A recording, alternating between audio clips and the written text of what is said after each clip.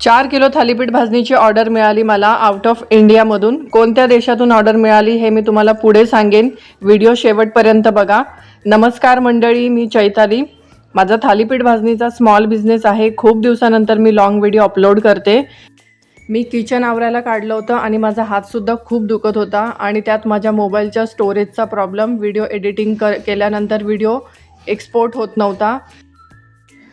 तुम्हाला सगळ्यांना वाटत असेल किती कारणे देते ही बाई, पण खरंच या सगळ्या गोष्टी खऱ्या आहेत.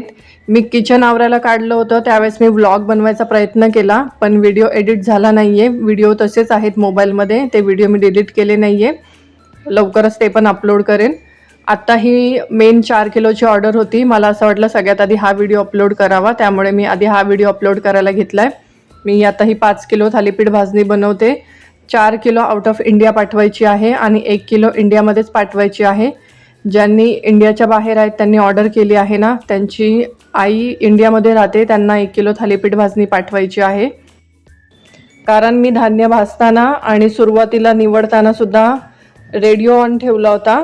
जर गाण्यांचा आवाज आला व्हिडिओमध्ये तर कॉपीराईट बसण्याची शक्यता असते, त्यामुळे मी पूर्ण म्यूट केला आहे व्हिडिओ. तर अशा गोष्टीसुद्धा होतात यूट्यूबवर. आता इथे माझी ज्वारी भाजून झाली आहे. सुरुवातीला मी ज्वारी घेतली होती भाजायला. ज्वारी काढून घेते आणि बाजरी घेते भाजायला. इंस्टाग्रामवरून मला 1-1 किलो थालीपीठ भाजणीची ऑर्डर येते.